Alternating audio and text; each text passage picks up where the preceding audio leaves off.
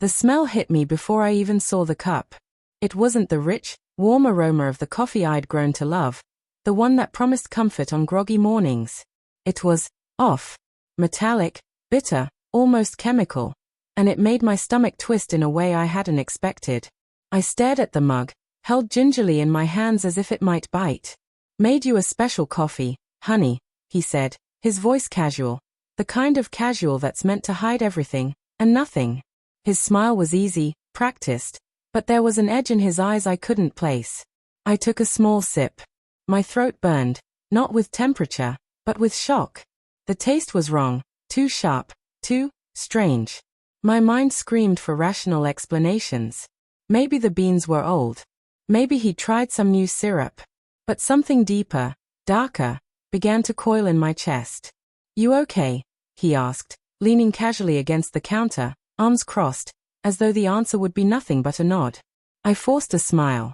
"Yeah, just different today, that's all." But my hands wouldn't stop trembling. There was a faint residue on the rim of the cup, almost imperceptible, yet unmistakable.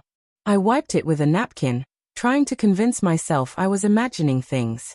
I remembered the texts I'd glimpsed earlier that morning on his phone, tucked casually on the nightstand. A name I didn't recognize flashing in bold, "See you tonight," winking face, and a string of emojis that made my heart knot. I'd turned away quickly, telling myself, "No, that's nothing. Just a friend." But the memory now gnawed at me, whispering that maybe my denial was blind, maybe it had been all along. I set the mug down with deliberate care, letting the porcelain click sharply against the counter. "I'm going for a shower," I said, my voice steadier than I felt. He nodded, but didn't follow. He never did follow anymore. That silence, the one that used to feel comforting, was heavy now, suffocating, like a curtain slowly falling across the room, separating us with an invisible line I couldn't cross. The shower should have been routine, normal. But the scent of the coffee clung to me even as steam filled the bathroom. I scrubbed my hands raw under hot water, trying to wash away the creeping doubt. My reflection in the foggy mirror stared back at me, eyes wide, pale, betraying my panic. What if I was wrong? What if I was imagining this, letting paranoia ruin us? But deep inside, a spark of intuition flared and refused to be doused. I dressed quickly, heart hammering, and went back to the kitchen. The coffee cup sat untouched, as though daring me to confront it, to confront him. My fingers reached for my phone instead. I tapped the messages again, but they were gone. Deleted. My chest tightened. That quick erasure felt deliberate, cruel, like a slap across my soul. Where did it go? I whispered aloud. He appeared behind me, leaning on the doorframe. "What are you looking for?" I hesitated, then blurted, "Your messages. The ones from this morning." His brow furrowed. "Messages? Oh, I must have cleared them.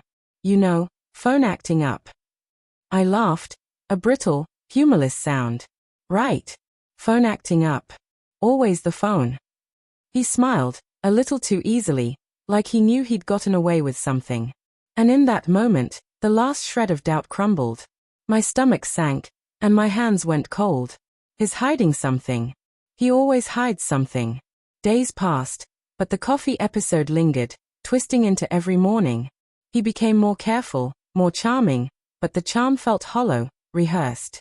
I noticed the subtle signs, lingering scents of perfume that weren't mine, hurried phone calls he ended abruptly, texts he thought I wasn't seeing, but I couldn't confront him. Not yet.